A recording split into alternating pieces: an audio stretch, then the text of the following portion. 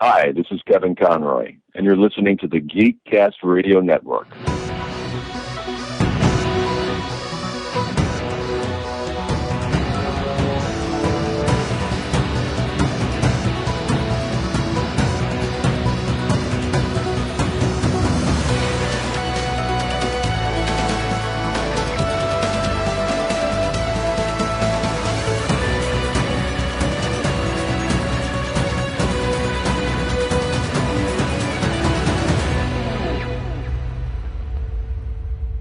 This is Kevin Conroy, and I am the goddamn Batman. This is Geekcast Radio. I'm, of course, TFG1Mike, and for the first time in this podcast, second time on the network, for a New York Comic-Con 2025 recap, joining me is none other than Mr. Brad Filicky. Hello, sir. How are you? Hey, great to be here. How you doing? I don't know if I should answer that question. That's a rather loaded question. Fully loaded, rather stocked, you might say. We are, as I said, recapping New York Comic-Con 2025, and we are going to get folks, I can't talk anymore. Brad's experience in attending the con, as this is Convention Attention, only on Geekcast Radio. How many years have you been attending New York Comic Con? Was this your first time, second time, 20th time? 19th. I've been going every year since the start in 2006. Wow. It's so different. Even back then, though, you could tell there was something big brewing, but there was just, now there's queue lines and you got to tap in, you got to have reservations, this and that. Back then, you could just walk into any panel room, and you might, and standing really close to you on a panel is Brian Michael Bendis, who was huge at the time. Mm-hmm. Just walking into a panel on Stephen King's Dark Tower comics, things like that. It's been amazing to kind of watch it grow, and there are ebbs and flows within those years where things were huge, things died down a little bit, dealing with things like, during the Great Recession, there was a lot less swag, you could tell. And at the height of Marveldom, which was kind of the height of the whole nerd culture thing, before superhero fatigue set in, it was just, just massive. So it comes and goes, but every year there's just so much to do, so much to see. It's the highlight of my year. It's something that I look forward to. It's like coming home. I just absolutely love it. I can see myself going to this until I'm 70, 80, things like that. Definitely love it. So you've got about another 15 years. Yeah, as they keep putting them out, I'll keep going. Yeah, for sure. I would love to go. Any of them, I would love to. But they're all just too big for me. Yeah. See, and this is Go ahead. Yeah, I was just going to say, that's the thing, and a lot of people feel the same way. And that might be the one thing that pulls me away from it years down the road, is when I don't want to deal with the crowds. You go through the show floor, you go through on a Saturday afternoon, and it's hard walking. It's like sardines sometimes. Mm-hmm. So when my patience with that is at its max, then I might say, you know what, I don't need to do this anymore. But until then, I'm holding out. I mean, you just get yourself an Amigo, or you have Tony Stark build you a superstar Amigo, and you just start honking that horn. Get out of my way, you young snappers! I was here first. I was here 50 years ago in 2006 when it was still good. I joke with my girlfriend that when I'm 80, she's going to have to wheel me around in a wheelchair. Just said, but I want to go to this panel. But I want to go to this panel. No, I'm wheeling you around, so we're going where I want. Mm-hmm. But yeah. Mm-hmm. So you're supposed to go left, but the thing is right. Right, exactly. Yeah, no, I mean, so what I mean about it being too much and too big, for me, yes, it is about the people and about the overstimulate. I don't do too much stimulation. For me is the thing, but what I mean about it being too big between, and I know New York is obviously slightly smaller than San Diego. San Diego is the mega, but I need these conventions for me to like, oh my God, I have to go to that. I need a catered experience for a specific fandom that I love. So take BotCon, for example. If BotCon had a specific Generation 1 Beast Wars Beast Machine, like if they had a specific thing for each day, that I could just like go for an hour and a half kind of thing. If New York or San Diego or whatever, the big ones had like New York specifically, if New York had, this is, well, it's the 26th anniversary now, but last year was the 25th anniversary of Batman Beyond. If they had a all day Saturday specific Batman Beyond lineup that was just Batman Beyond events, I would go to those events only, and then I would go back to my hotel room, either that or I would fly home or whatever. Like, I don't need everything.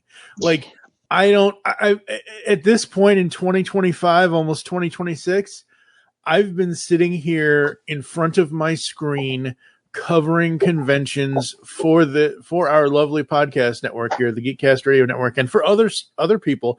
I remember sitting on a call with Radio Free Cybertron back in 2012. It was a 6.5 hour podcast. I sat on there for 6.5 hours discussing San Diego Comic-Con 2012. It's just the way we do it when we can't attend these things. And I'm not saying that going to these things is a bad thing. I'm just saying, for me, in order for me to really get excited, like I don't need to see it all. I want a specific tailored thing to just one part of my, like, just one part of what I love versus a golden corral of everything. See, I don't think you're alone in that, because there's been a rise over the past, maybe starting like before COVID a little, specialized cons. Like I went to a Sopranos con. They had an Office con not too long ago. So there are those really specialized conventions that have been popping up here and there. For me personally, my tastes, I got to say, my tastes are so broad when those things. I'm always going to find something every day that I want to go to. The flip side of that is that generally I'm going to find two things that I want to go to happening at once. So I kind of got to make the decision. Which one do I want to see more? This year, that was kind of one good thing about this year, is that didn't really happen too much, maybe once or twice. But I think I had to leave. Ronda Rousey has a graphic novel coming out, and she was doing a panel, and I had to leave that a little early to go to the Invincible panel. I had to leave, but this didn't have anything to do with any scheduling, but I did have to leave the Marvel television panel before they got to the Vision Quest stuff, which I'm a little bummed about. But I just think that generally I always find things that I really want to go to, or things that's like, oh, you know what? I want to learn a little bit more about that. There's a movie coming out in January with Chris Pratt called The Mercy. Went to a panel about that. There's a new FX show called The Beauty, which was based on the comic series, and it's produced by Ryan Murphy. Didn't really know much about that. Went to that panel and learned a lot. Didn't really know much about this new animated Tubi original coming out called Breaking Bear, where a bear has to sell meth to save his forest, which was just kind of funny premise, but no. yeah. No. Oh, okay. I came around to breaking. This is just for you because hopefully the listeners already know the history. Because we actually, my buddy Ryan and I covered all 5 seasons of Breaking Bad after I finally got talked into looking at the show. So I'm one of those straight edge people. I've never done drugs a day in my life. I was taught to avoid drugs at all costs. Drugs are bad, kids. Don't do drugs. Which, yes, kids, don't do drugs. But I just looked at that when I first heard about Breaking Bad when it debuted. I was like, oh, okay, so it's like Weeds, but with a guy instead of a female lead. Okay, okay, I don't care. Wasn't that I disliked it. I wasn't trying to judge it because I hadn't seen it. I just was like, I don't care. It's not for me. It's not whatever. Years later, I eventually came around, gave it a try, absolutely dug it, thought it was a great show. Great. Now you're telling me they're trying to do a cartoon version with oh God. I already have Brad. I was born with brain damage. I don't need more brain damage from a cartoon bear who does meth. Yeah, well, the footage they showed, it's definitely not for kids. Obviously not. But if you kind of like, it kind of reminded me of a mix between like Brickleberry and some of the like Fox animation family kind of drama sitcom animation shows like Family Guy, Simpsons, the mix of all that. Okay. My first thought was since it's an adult animated show for adults, not adult folks in quotation marks. My first thought was, oh, it's Breaking Bad, but Archer style. But okay, no, it's a little bit beyond the Archer style. Even though I love the Archer style, right? Yeah. Oh boy. Oh boy. All right. So, did you attend all 3 days, or 4? However, 4 days. Yes. Okay.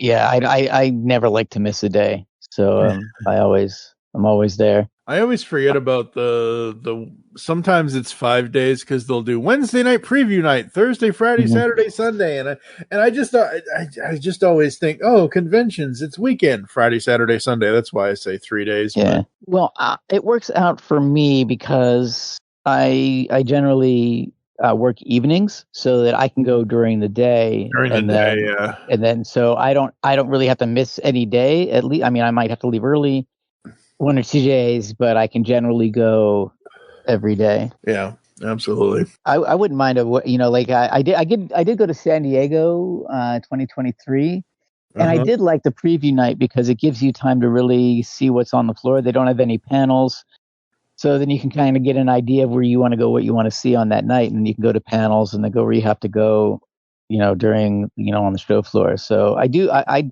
if they did have a preview day, I would go on Wednesday too. I always wonder if they're going to expand, but they're sticking with the Thursday through Sunday so far. And I think that's the thing. Like, and again, I'm not sitting here saying New York is smaller than San Diego, but I mean, every time I hear San Diego Comic-Con, I think like the Disney World of conventions, and I always feel like. And I know this is backwards because I'm flip-flopping the coasts here. San Diego is the Disney World, and New York is kind of the Disneyland. Yeah. You always hear more people wanting to go to Disney World, and you always hear that Disneyland is more like the hometown, kind of like the less... Like I'm sure there's a lot of people out in California that go to Disneyland. I'm not saying there isn't. I'm just saying that you like, what's the first thing anytime anyone wins a damn Super Bowl? I'm going to Disney World. Ain't nobody saying they're going to Disneyland. Like, that in my entire lifetime, I've never heard any NFL quarterback say that they're going to Disneyland. They go to Disney World. So the point is that San Diego is larger, and New York is kind of like the little brother, which means that they're not smaller. They are smaller, but they're not less important. Is kind of my point. Yeah, I break it down like this. I think I think San Diego, they've just been there a little longer. I think that the studios are willing to put a lot of money into San Diego to promote movies. It's summer, so they can get a lot of their summer things like that. Whereas New York, it's become over the years, I think, known as the big TV con. Like they had the first panel for The Boys, Umbrella Academy. I'm trying to think if there's any, a lot of those, the Netflix shows like Sabrina and Haunting of Hill House, things like that. It's like a big TV thing, and I think that the networks are they have a little less money to spend when it comes to those, like the TV panels. And another thing is like it is just weird to see. We were talking before we started recording about the idea of superhero fatigue and these conventions and how that might be drawing people away a little bit. The first 2 years after COVID, they had Paramount sponsored a big open bar party on Saturday night on the roof of the Javits Center. And the past 2 years, they did not have that. So it's kind of interesting to see what they're willing to shell money out for. Yep. It's kind of nice. It's kind of fun being a member of that audience, because it's like you go to those conventions and you're like, okay, what do you have to sell me? Show me. Yep. We feel like we're the tastemakers. So, that's always the fun thing about the cons as well. Yeah, like, show me what you got. There's nothing like, and again, because we live in a world where the internet is the world, www, World Wide Web, we get it, where even sitting at home, like I mentioned earlier, 6.5 hour live stream, San Diego 2012, learning everything as it happens, even though we weren't there. No, seriously, like if you're going to do something the weekend of the con as someone who is at home, if you're going to do a live podcast, if you're going to do a live video stream, if you're going to do a live whatever, live reaction to whatever the news is that's coming, you get to learn. Like if this was 2005, I don't think it would be the same. Obviously, internet, whatever, but I don't think we would have the same access that we have now. Like, you'd still have the same access, but YouTube was just starting back then. It felt more special. I remember more special because it wasn't. YouTube was just starting 20 years ago, and the thing about, well, you wouldn't have New York, but because New York started in 2006, right? Yeah. Right. Okay, yeah. You wouldn't have New York. But the point is about the convention coverage, about getting the experience, even though you weren't there, is that you're right. It felt more special because you had to have a friend tell you what happened. You couldn't do what we do now, where it's like... Yeah, it wasn't instantly on YouTube. Yeah, exactly. So when New York Comic Con started out, it was in February. It was always around Mardi Gras for like the first 2-3 years, I guess 2 or 3 years. Mm-hmm. And we were the first audiences to see the Dark Knight trailer. And that was before it went on YouTube. I mean, yes. Now, the Marvel Wonder Man trailer the day before the panel, which I still can't figure out why they did that. I don't know if that was a mistake at somebody's part, but the Wonder Man TV trailer was released the day before the panel. So, yeah, and with San Diego, I find myself Saturday night, if I'm here in New Jersey, I start social media for all the new trailers and stuff that comes out, especially when they have all those big panels at Hall H. It's so much easier now. Yeah. To feel included in those things. Yeah, absolutely. Because they either film them or someone who is there will film them and throw them up on YouTube. And we now live, like I said, 20 years later on, like 2005, YouTube was 10-minute clips or less. If you Mhm. couldn't get your YouTube video under 10 minutes, you were SOL. Fast Yep. forward 20 years, you have YouTube streamers going for 4+ hours Yep. for whatever they're doing. It doesn't matter what they're doing, but you have 4, 5, 6 hour streams, and it's like, holy crap. Mhm. Wow. Yeah, exactly. So, but yeah. All right. Where do you want to start? Thursday, Friday? We can start Thursday. Okay.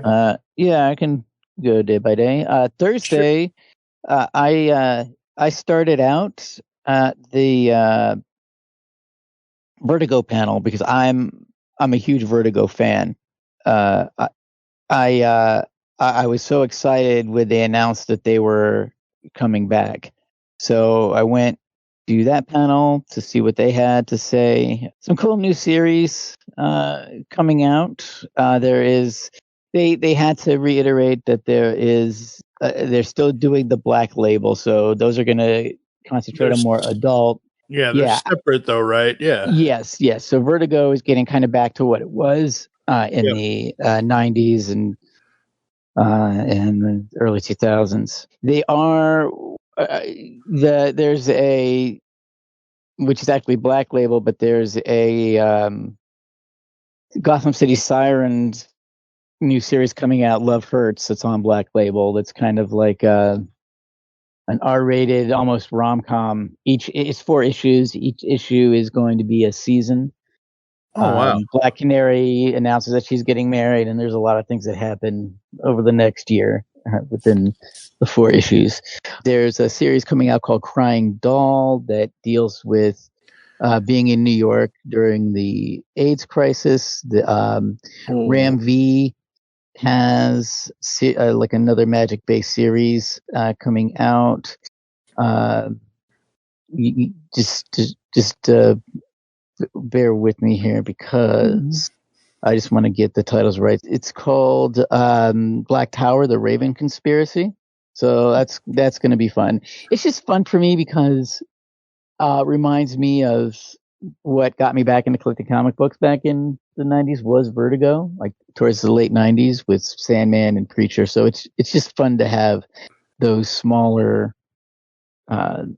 titles coming, those kind of like creator owned titles coming back. So that was a fun panel. Then I went to the panel on this movie called Mercy. It's coming out in January, starring Chris Pratt and Rebecca Ferguson. Chris Pratt is a detective that gets arrested for murdering his wife. And this AI program gives him 90 minutes to prove his innocence. So he has to use like surveillance footage and everything to put it together because he's like stuck in a chair the entire time. And if he can't prove his innocence in 90 minutes, he's dead. Executed. Yes. Yeah, he's dead. Yeah. So, no. I'm gonna have to see a trailer for this thing because I'm admittedly I'm not the biggest Chris Pratt fan. I don't dislike the guy, but out of all the Chris's, he's my least favorite. Yeah. He's had a little bit of a rough go of it. I mean, it's like I don't dislike the guy, but Star-Lord rubbed me the wrong way. I don't care. Really? I don't care for the character. Like, he's just too arrogant. It's the character more than him. I know it's not his fault. He was just acting as the character, but he was a good voice for Mario. That's surprisingly about the best I can say. I'll have to watch some of his other movies, but I don't. I'm pretty. Do you follow Boss Logic? Please tell me you follow Boss Logic. I do, but not as diligently as I should. But yes. Okay. Well, you hopefully you've seen this, and hopefully I'll find this after the show. When I say all of the Chris's, he did a poster. For all of it was Pratt, Hemsworth, Evans, just all of the Chris's that were christening everywhere at the time. Yeah. So he did that. So that's what that reference is for. But yeah, no, I don't know if I'll watch the movie, but I at least want to see the trailer for it because it kind of does sound cool. Yeah. It feels. I mean, I don't know if you've ever played the Arkham games, but there's certain. No, but I've seen them. That reminds me of stuff straight from the Arkham game. So it seems like it's very inspired by the video game world, which is cool. It looks okay. I mean, the panel was fun enough, but I'm not completely dying to see the movie. But yeah, it was still a fun panel. Then I went a little. There was an announcement that they were giving away free ice cream to promote the Fantastic Four DVD. So I ran a few blocks away, got some ice cream. Then I went to they had this little installation for Welcome to Derry, where you go into this house and scary things. It's basically like a very contained haunted house, which was kind of fun. Then I walked the show floor a little bit. Ended up going to the Alien Earth panel, which was cool, but they booked it as a screening and panel, and basically they just showed the pilot episode, which I'd seen. So I felt like, well, I've seen this. I don't need to be sitting here for an hour to get to the panel. But the panel was really cool. It had Sidney Chandler and the guy, and I'm sorry, I'm blanking on his name, who was in Alien, who was in. I'm sorry. that was Long Walk. But the guy who played the cyborg, he was there. So that was a good panel. I just wish I didn't have to sit through the pilot again, even though it was pretty good. Then went to a anniversary panel for Mr. Robot with Rami Malek and Christian Slater. Nice. Which was good, and that ended my Thursday. But got into every panel that I wanted to. Didn't have an issue, so that was nice. I was stupid this year. I didn't apply for my press pass until a little later. And what that meant was I got approved, but I didn't get my badge until after reservations had gone up. So by the time that I went to reserve for these panels, they were all closed out. So I had to I had to sit in standby lines because the press pass doesn't get you into panels. So, yeah. But the first few days, Sunday I had a little issues, but every other day I had no issues at all with getting into anything. Then Friday I started the day like I'm a huge Stephen King fan, so there was a Running Man panel. Now this panel was a little lackluster for me only because I've already seen the movie. They did pre-screenings a few weeks ago that I got into, so I had already seen it. But it was cool. Penny, what's her name, Amaroff, hosted, and I always see she has fun things to say. Edgar Wright was there. I'm a huge Edgar Wright fan, so it was cool to see him talk about the movie. Glenn Powell was there, which he's such a huge star right now. Everybody loves seeing him. Yep. He was there, and Lee Pence was there. They had a good time promoting.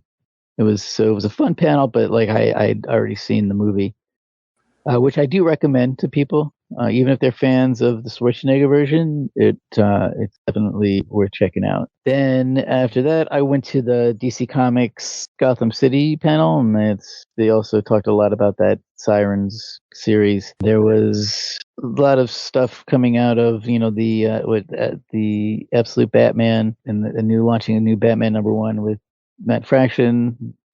I still need to read that. Yeah, I love his work, so I'm gonna.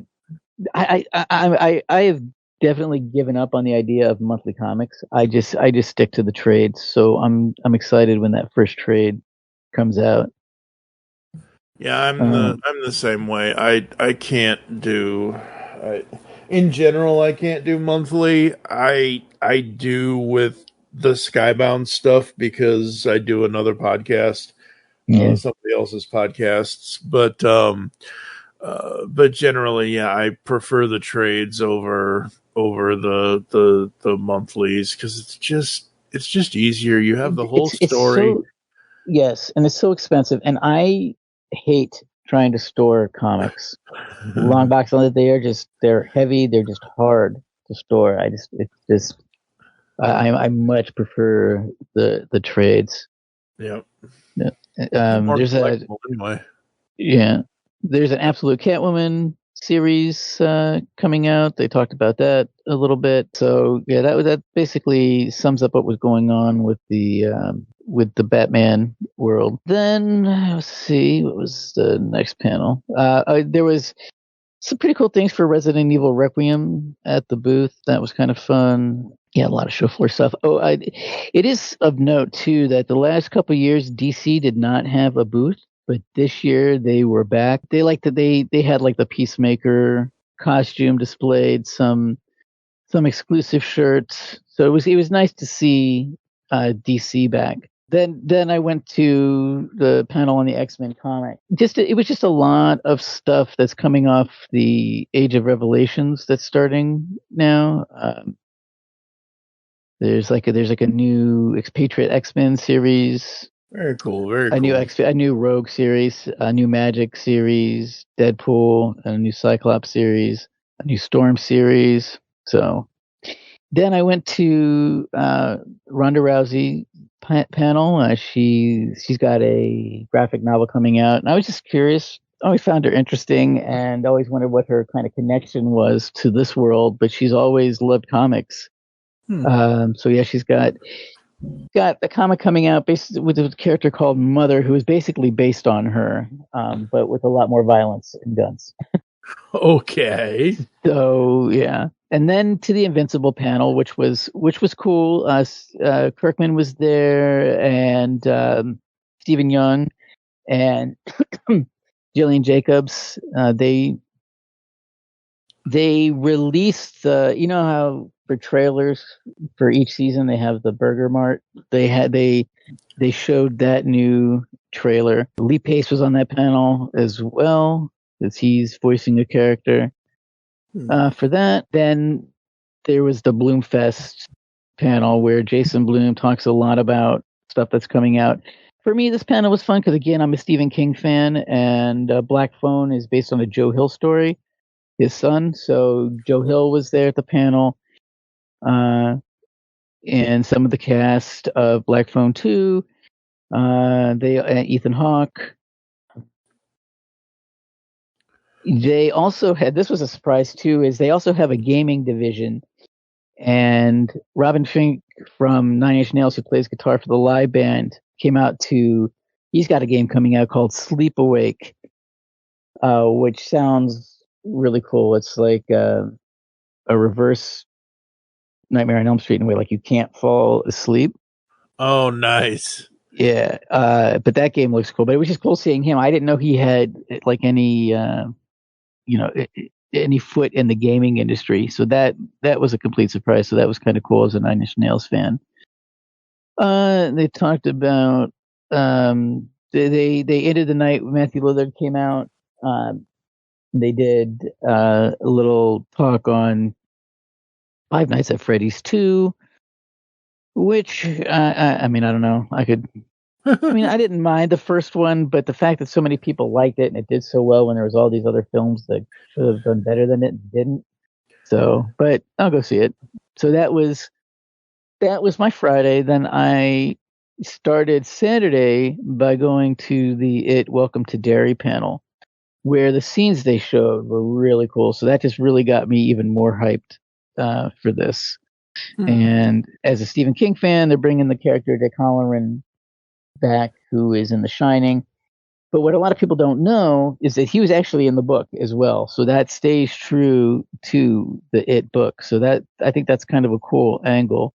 So that was a fun panel for me, and I just love the footage they showed. Then the Marvel TV panel, where they talked about the second season of The Amazing Spider-Man, the animated show.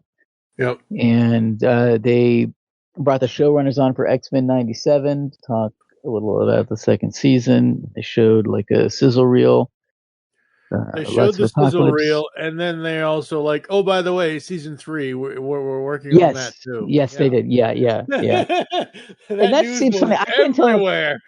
Yeah, that's funny because they didn't. That scene, I can't tell. But now that it did blow up the internet like it did, I think that was somehow planned. They announced that. Oh, of course that was planned. Yeah. Like, you They want showed. more? You can't Yeah. have any more. But wait, there's Yeah. more. Yeah, because you know what? Come to think of it, it wasn't a question from the audience or anything. It was just like I said, "What about season 3?" And then boom, it was off to the races. Yep, off to the races. And then they showed the trailer for Daredevil Born Again, which was very cool because they brought Charlie Cox out and Kristen Ritter because Jessica Jones is coming back in the second season. So the crowd went nuts when they saw her in the trailer. I think that's such a great thing. She was so good as that character. And they had fun. They had pretty good chemistry up there talking about it. Yeah. It seems like she was happy to be back. Other than Iron Fist, the Marvel Netflix shows were good. Yeah. Oh yeah. I would like all those actors and actresses to come back and play those characters. Absolutely. 100%. I don't think you've ever had a better Punisher than John Bernthal. Oh, no matter what you think of the character, it's still, absolutely. Then they talked about Wonder Man and showed that trailer. Ben Kingsley there. He came out because he's being whatever his character's name is, but I always call him the Mandarin. He's back. I appreciate his willingness to come back because he sure doesn't need to, but I like it. Yeah, he deserves to come back and actually be the character though. Because look, I like Iron Man 3 specifically for the music and some of the actual visual moments and stuff. But that villain twist was so friggin' stupid. Well, that still to this day, even though it kind of redeemed itself in the Legend of Shang-Chi, but that was one of my least favorite things that they've ever done in the MCU. Yeah. Is what they did with the Mandarin. Yeah. But I ended up loving the rest of the movie. I was able to look past it. Yeah, that's the only thing that is wrong with that movie is that villain twist. That was so stupid because everything else leading up to that was great. Like I was like, okay, so they're gonna bring out the 10 rings. They got the rings. They're doing this. They're doing that. That they're gonna. Wait a minute. Who's this Joe Schmo white guy? Who the hell? Get him out of there. Your puny weaponry is ineffectual against me, Iron Man. The power of the heart fills me with a strength beyond your comprehension. Oh, man. Then I went to the Breaking Bear panel, new animated show coming out on Tubi. Brendan Fraser was there because he does the voice, Sarah Michelle Gellar, Annie Murphy, and Elizabeth Hurley, of all people. They were all there. Wow. And it was just funny because the moderator asked, "Is this your first con?" And of course, the only person who said yes was Elizabeth Hurley. She seemed so out of place. Like this is so totally not her, like her scene. But she was a good sport. But that turned out to be a fun panel because I kind of just went because I was kind of curious because I hadn't heard and I saw who was going to be on the panel. I thought, ooh, that's interesting. Like, what am I seeing Buffy face to face? So that was kind of a fun panel. Then there was the Mortal Kombat 2 panel. Keith Urban showed up. I think this panel was kind of planned before they ended up pushing the movie back because now it was supposed to come out, I think, in November, and now it's not coming out again until May. It's not coming out. So they were kind of stuck not being able to talk about too much. Yeah. Yeah. But they basically said that seen the first one for the new live action. It is what it is. For what it is, I enjoyed it. But it is Mortal Kombat. I love Mortal Kombat, but it's a little hokey, the whole story. So once you get past that, you're solid. And it's funny. I think somebody asked, "Oh, why was it delayed?" And the director was there too, and he said, "Well, basically, we've been showing it to test audiences. They liked it so much that we want to keep adding more." Kind of summing up what he said, which I found kind of ridiculous, but whatever. I'm still going to go see it. I'll still look forward to it. That's dumb. They liked it so much. They liked it so much. We want to add more. No, they liked it so much. That should tell you, okay, we have a perfect movie here. Let's release it now. No, don't and stop. Don't add more bullshit. Cut the bullshit. Release it now. I think the first one felt like kind of like a mid-budget movie, like Spawn. Like, remember Spawn back in the 90s? Kind of like that. And I think what he was trying to say is that we want to make it look more like a top budget blockbuster. Oh, okay. You can. Okay. All right. Let's go to the tape here. I'm going to go to something that's 30 years old because that's what I know, and that's only just because. Even the first Mortal Kombat movie. No, I'm not going to go there just yet. I'm going to reference that, but GoldenEye is 30 years old this year. GoldenEye had a $60 million budget. It had a box office of $356.4 million. $60 million budget.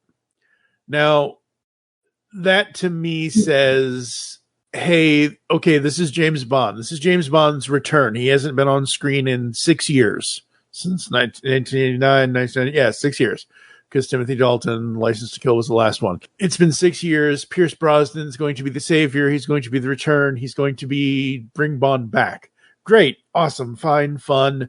We made $356.4 million off of $60 million. That's awesome. That's all you need. I have not seen the new Mortal Kombat, the first one. I'm not judging the film. I'm just saying, all right, the 2021 film, I'm not judging it. I'm looking at the numbers. It had a $55 million budget. It only made $84.4 million. It did make 3 times its budget back, almost 4 times its budget back. So it made money. It isn't like it lost money. Mm-hmm. The 1995 film, 30 years old. Say what you will about that film, but that film had, oh my God, what did I just say? The Mortal Kombat, the current one had, it had the 2021 film had a $55 million budget. Okay. Oops, I'm going backwards. The 1995 film had a $20 million budget. It made $122.2 million. Uh-huh. Like, I get it. He wants it to be a bigger budget film, but in my personal opinion, as long as whatever your budget is, as long as you make that money back and turn a profit off of that, fine. As long as the fans are happy, fine. As long as you make money and your fans are happy, fine.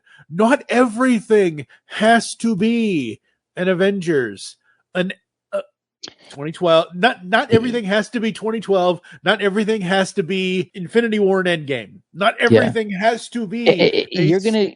Yep, exactly. A film is going to be better if they stop with that, because these films, it's going to be, you know how almost nearly impossible it's going to be for Avengers Doomsday to be hugely possible, even if it makes $1 billion, because of marketing and everything that went into it. They need to pull back because so many people are not going to the movie theaters anymore. Yep, they're waiting for streaming. They've got to find a way to make these films on a lesser budget so that they can redefine what a success is, because if not, we're doomed. And that's what's happening in the video game space, because these games are so expensive to produce and they take so long that it's not worth doing. And it's going to be the same way. It's going to be the same way with film if they don't rein it in. I can't believe we're in phase 6 already. Yeah, no. I cannot believe, Fantastic Four is the first film in phase 6. and then Brand New Day is in July next year, and then Doomsday and Secret Wars are December of 2026 and December of 2020. Wait a minute. You mean to tell me they're not going to do any movies between December and December of 26 and 27? Yeah, I don't see how. Okay, fine, but that's weird. Yeah, maybe they'll squeeze out that Blade movie finally. Yeah, right. They might have given up on that completely. I don't know, but I know you're gonna mention this. You haven't mentioned it yet, but they've got Vision Quest late this year, and then yes, Neighborhood Spider-Man season 2 and 3 late 2026. I'm just looking at dates, man. I'm not trying to steal your thunder from the convention. No. That's fine because I wasn't. Marvel, what are you doing? Yeah, I had to leave the panel before I saw the Vision Quest stuff. So yeah, so the fact that you are filling that piece in, that's actually good. Well, I'm just like I said, I'm on the Marvel Phase 6 Wikipedia page because I was like, wait a minute, we're already on Phase 6. I can't believe we're on Phase 6, and Phase 6 only has 4 films, and that means we get 1 film this year, which we've already gotten in Fantastic Four First Steps. We get Brand New Day in July of next year, and then Doomsday closes out the year next year. I mean, look, I get it. We've talked about this already in this episode. We mentioned it about superhero fatigue, but I'm just sitting here thinking to myself, Marvel, I get it. They've slowed down. I get it. Doomsday and Secret Wars are 2 very big things. I get the plans. Don't get me wrong. I understand it, but it feels weird not to have what we had from 2013 to 2017, where Marvel was and I get it. I'm perfectly fine with the slowdown. It just, on paper, looking at this Wikipedia page, 4 projects in 2 years, it looks strange to me. That's all. But yeah, I'm kind of hoping that DC can kind of fill that vacuum with some good movies.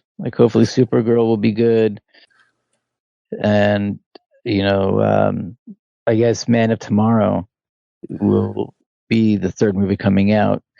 Because I still have my doubts. Everybody's talking about this Swamp Thing and Clayface movies. I will believe it when I see it. I've been covering DC for so long. I know that not to get your hopes up.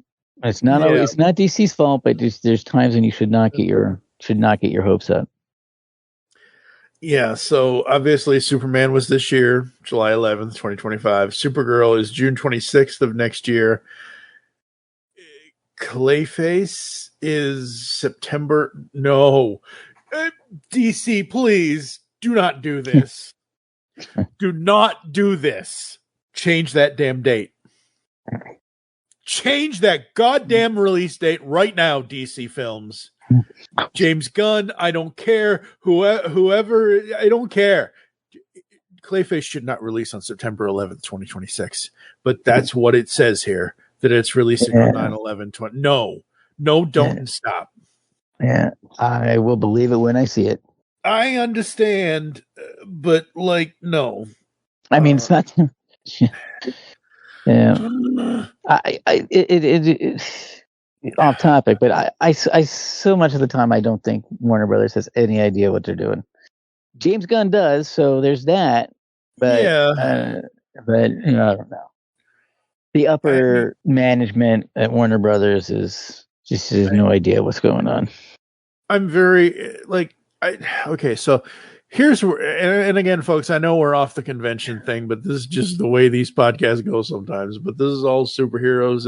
It's going to tie back into comic books eventually and conventions and whatever. But I've seen so many clips and so many behind the scenes and so many interviews of Superman. I don't even feel like I need to watch the movie because I've seen it all. I know how the movie goes. I know what happens. And it's not that I was spoiled on it or anything. I'm like, I'm not that person. Oh my God, you spoiled it. I can never. I'm not that person. Spoilers don't affect me. Like, because half the time, like if you tell me, Batman Beyond is Terry McGinnis. Well, yeah, I knew that 26 years ago. Whatever, whatever. Like, and I'll forget it 20 minutes later, even though I knew it 26 years ago. But like, I know how the movie begins. I know what the Superman's beginning, middle, and end is. I know that Krypto is there. I know that Supergirl shows up. Like there's no surprises in me in Superman. I have no experience. I have there's no, like, I need to now wait until like right before watching Supergirl next year to watch Superman, because I'm so entrenched in all the news of it and all the whatever's, like, I need to have some distance from it right now at this point. But like, I don't know, like I trust the man, but you know, I don't know, dude. I just from what I saw of the one little clip, dude, where's my dog? What you do with my, like, I like her. She's fun. Yeah. She looks like she's gonna kick. Like, I'm very in. And again, coming from a guy who grew up, I was 4 years old when Helen Slater was on screen in 1984 with the original Supergirl movie. I love I don't care what anyone says about that damn movie. I love the original Supergirl movie. Anytime she has ever shown up in any Superman media, just, yeah, whatever. Yeah. Anyway. Yeah. All right. Where are we with the recap here? Okay. So Saturday, Sunday. Yeah. Then,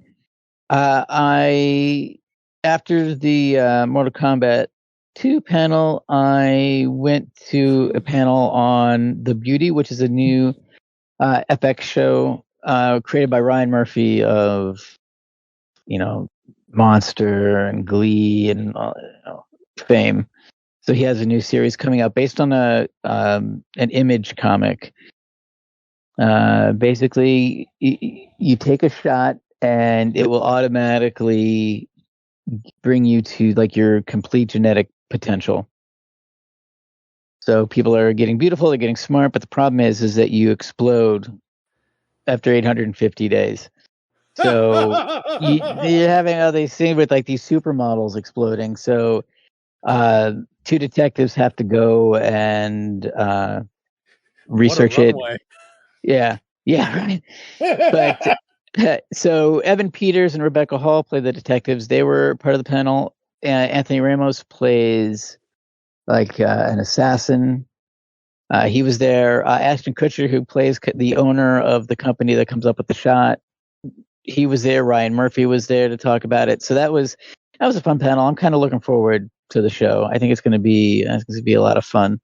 Now, my first joke when you said the title of the show, I'm like, Beauty.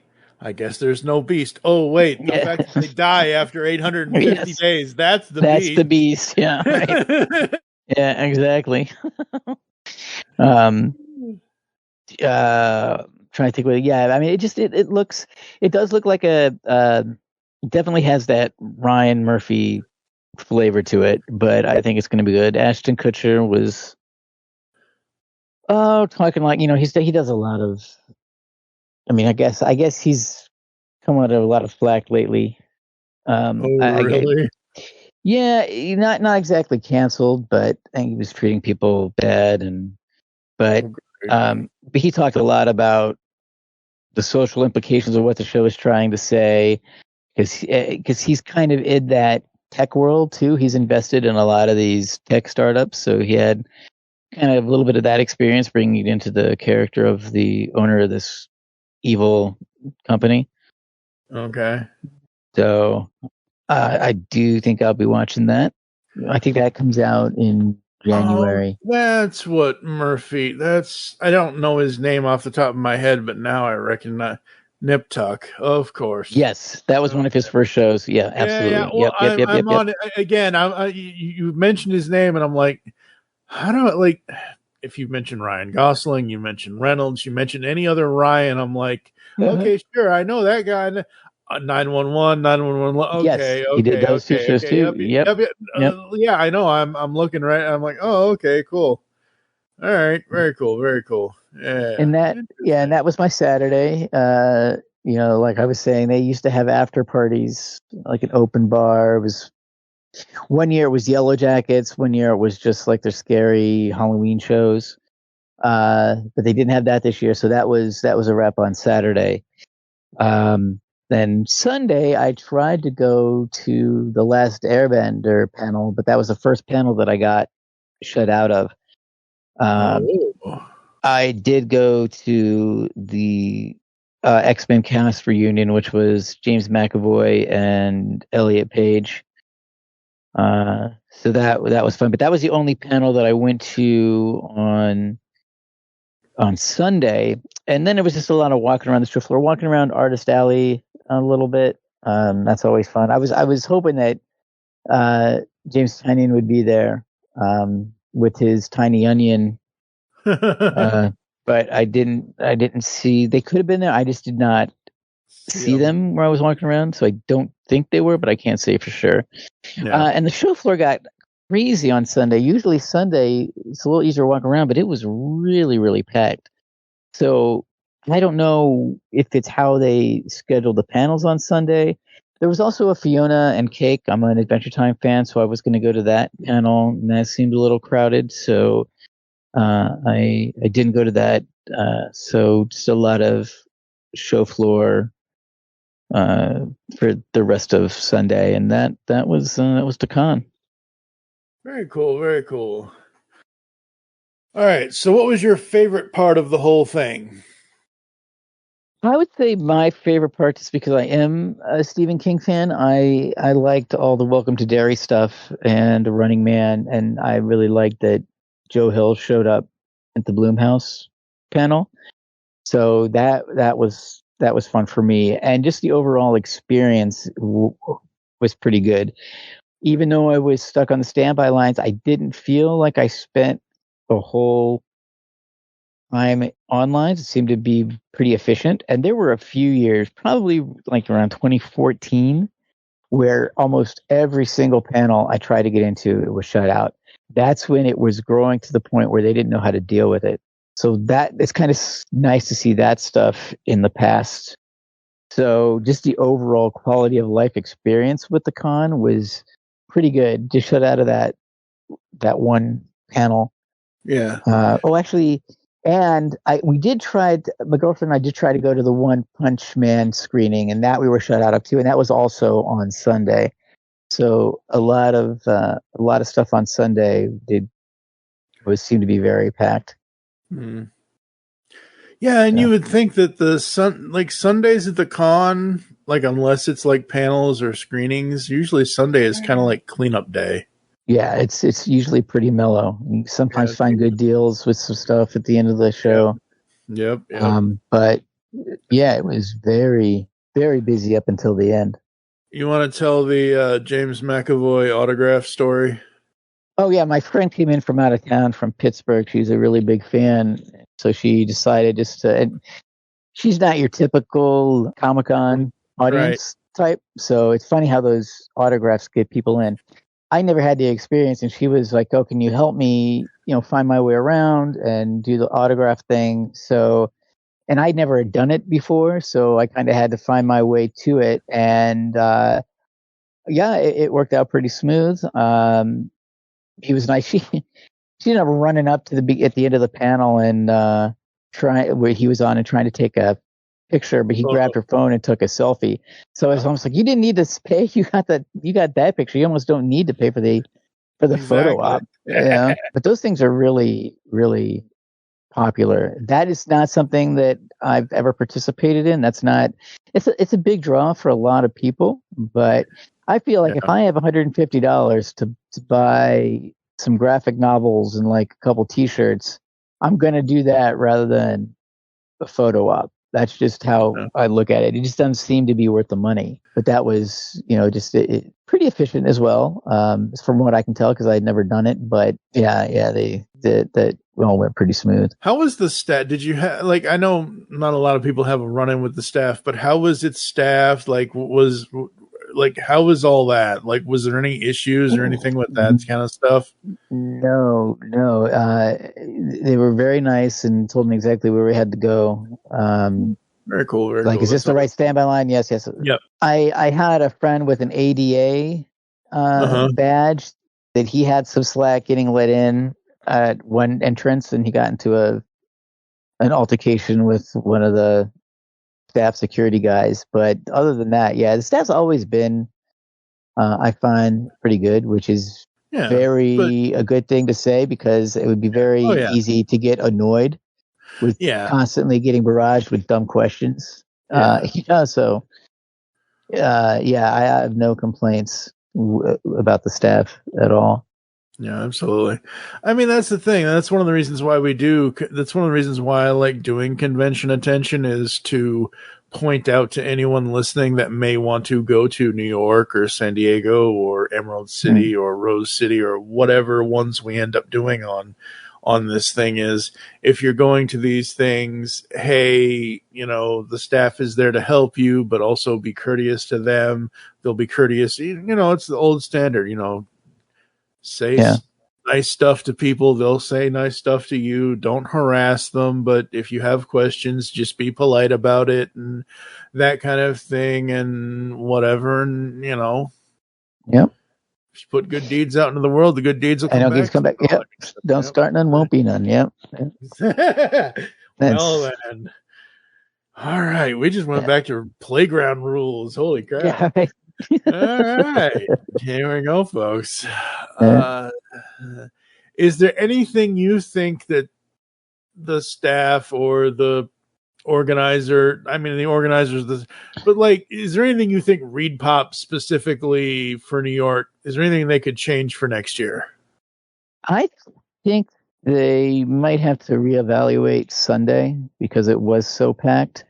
I don't know if it means kind of putting some of those panels. I mean, you have to have something on Sunday, obviously, but I think it was obvious that Avatar was going to be a huge panel. So, I don't know where they could have moved that to make that a little more efficient. But that's really, I think, really with that, we just might have gotten there too late. So overall, I think they've gotten really good at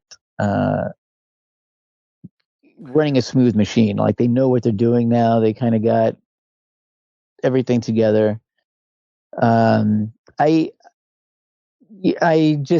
wasn't thrilled with how the reservations worked, just because I was shut out when I tried to go in. Right. Granted, that was probably my fault, but it just seems like one of those things, like if you're trying to buy concert tickets and they sell out in a minute, you just never get lucky. So I don't know how to do, to manage that. Yeah.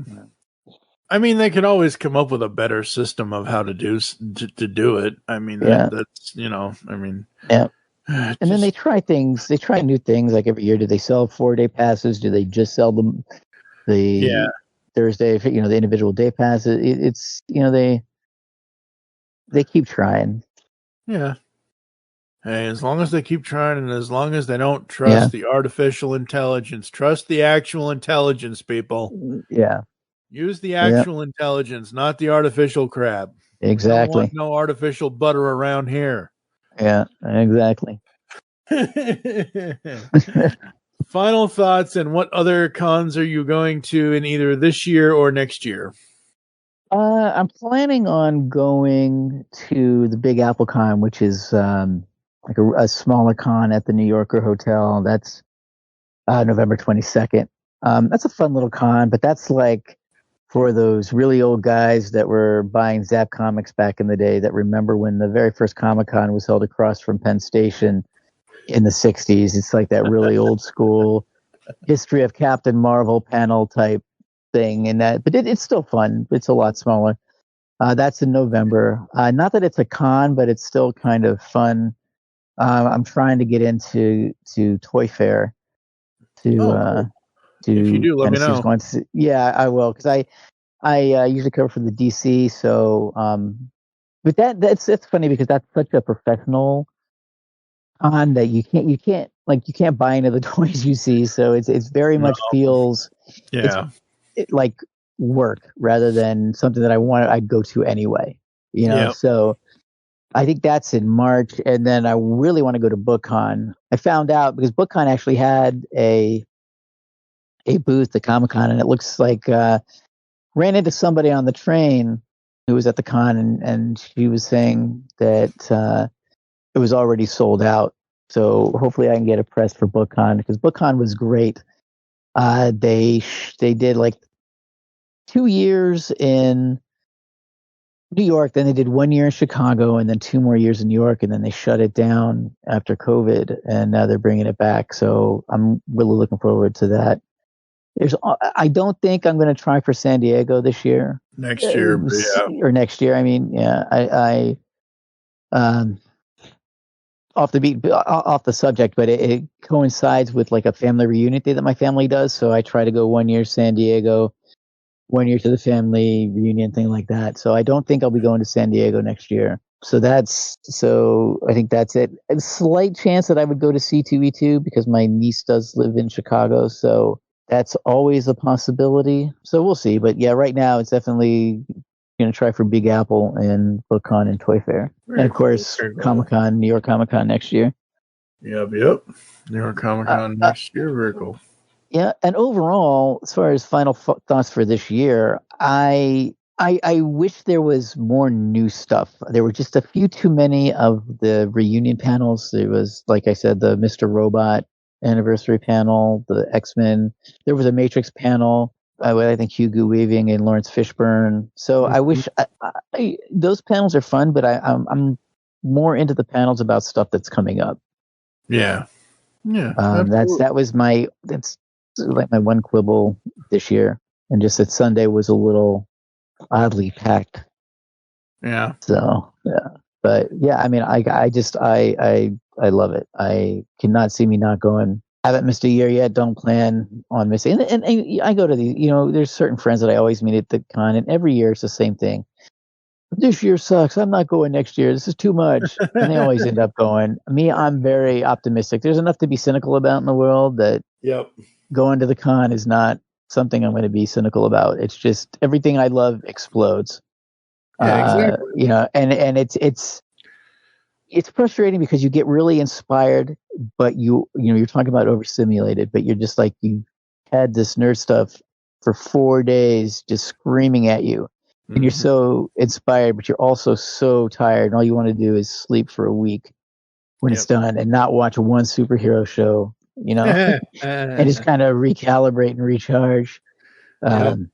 So yeah, that was my New York Comic-Con 2025 experience. There you go, folks. Well, we got one more thing. Just one more thing, folks. You're pretty strong for some clown who thinks he's Batman. I am Batman. So, in their infinite wisdom, when Funko announced their New York Comic-Con exclusives this year, I wasn't really paying attention because Funko usually does mostly anime exclusives, and the only anime I really care about is Yu-Gi-Oh! The original Duel Monsters, Kaiba, Yugi, Joey, all that, and whatever. And all that stuff. Fine, whatever. But if they do anything Batman Beyond, I basically sit up straight, stand at attention, whatever. And originally it was supposed to be a shared exclusive with some store. I don't even remember. There's a photo out there of somebody actually receiving a Batman Beyond damaged, and I'll talk about that in a minute. It's what the pop is. I'll explain it in a minute. The pop isn't damaged. It's a thing. I'll explain it in a minute. But they received it with the shared sticker on it because originally it was supposed to be shared. At the 11th hour, Funko switch. Oh, this is now going to be show only. No. Don't and stop, Funko. I know this thing isn't going to skyrocket in value. I mean, I've looked at it on eBay. It's like ranges from like 150 to 190 bucks. The MSRP on it was 40. Yeah. No, I get it, fine, whatever. But here's the thing. So here's what people were confused about with this. What people were confused about was when Funko first showed it off with their official promo, New York City 2025 Curiosities and Oddities. This is the official image, and it looks like he's not, but it looks like the red marks on his head. It looks like blood. It does. Blood. Yeah, it's not blood. Yeah, it's not blood. So this specific pop is from the I forget what the episode title is off the top of my head. It's from the Robert Vance episode. It's from the episode where Bobby Vance and Robert Vance. It's from Lost. That's what it is. Lost Soul. It's from the episode Lost Soul from Batman Beyond from the TV show.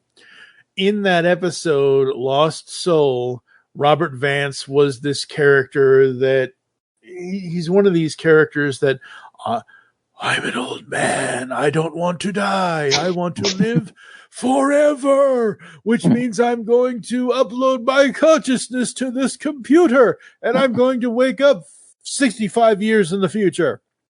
Because that's when Batman Beyond takes place. 65 years from whenever now is, but technically it takes place in 2039, which, holy shit, folks, we are not that far off. No, we are not. We're not that far off. So when people first saw the glams for this, they're like, oh my God, Batman Beyond bloody, blah. I'm like, it's not blood. What it is it's the tech parts. It's a damaged suit.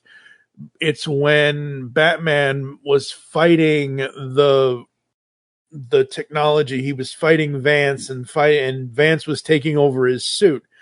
So that's what the red lines are. So if you look on the if you zoom in there, I'm looking. It's like so it's tech damage. Yeah.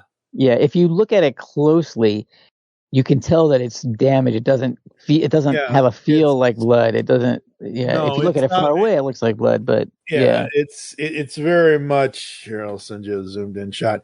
It's very much tech damage from the Vance computer virus type thing taking over the suit. I kind of understand why people looked at the head and was like, "Oh my God, there's blood on." No, it's just it's very more geometrical. On the body, on the body than it is on the head. Yeah. So my problem with this is that Funko originally said, guess what? We're gonna have this as a shared exclusive. I'm like, okay, fine, it'll be a shared exclusive. It's not gonna go anywhere. It'll be whatever. And then at the last, like I said, the 11th hour, they're like, show only, and I'm like, oh crap, that means I'm gonna have to shell out at least $100 or $150 for this thing. Yeah. Because I can't go to the show. If I had, I remembered in the back of my mind you were going, and then I was like, oh crap, I had surgery and a bunch of other things happened, and I just didn't even think about it. But you want to talk about lines, and this thing is limited to 1,000 pieces, and I'm like, oh God, they just make these things so damn difficult. Yeah, it's like you had to pick the one thing, the only thing, that I wanted from your catalog. To make show only in 1,000-piece thing. And with exclusive with cons like that, I don't even bother. Because they're all sold out anyway. Yeah. It's just not now. In fact, like, changing the subject slightly, my girlfriend is a really big Hello Kitty fan. And Kid Robot was having this plush taxi with a taxi driver Hello Kitty. And it said pre-order, so I thought, okay, just pre-order. You can pre-order it, and then you don't have to worry. So I didn't. I told her, I said, I'll go up the first. Before I realized it was going to be also on pre-order, I said, I'll go up to. That'll be the first thing I do. Is I'm going to run to that booth because I know that those exclusives go. Yeah. And then once I found it was pre-ordered, I was like, nope. So she comes to the con the next day, and she does her thing for a little bit. I meet back up with her, and she has the plushie. I was like, I couldn't believe they were selling it. I was like, I'm so sorry. I would have gone and gotten it for you, had I known that they were selling it, but I just figured it was pointless because it was going to sell out too fast, so just order it online. Yeah. You know? And I do this. Maybe it's a bad habit, but if there's like they do giveaways, like sometimes T-shirts or hats. Like for the Mortal Kombat, they did Johnny Cage sunglasses. So I always go back and I put it on eBay just to see what I can get for it, or I see what it's going for on eBay. And I never really have much luck with it. In fact, I've got stuff behind my couch from 2024's Comic-Con, like 2 Venom posters for the movie. I should throw those out because nobody wanted them on eBay. But yeah, those exclusives, and especially the pops.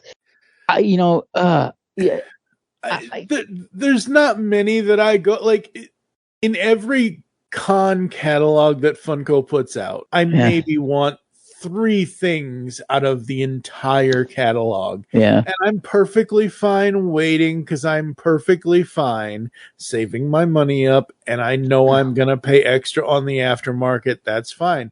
As long as they don't skyrocket to $200, $300, $400, $500. Like I know this thing, like I already have a search saved from eBay. I've already looked at it. I know I can get it, like I said, somewhere between $150 and $190. And I know there are more important things I need to be spending my money on right now. I'm not buying it right now.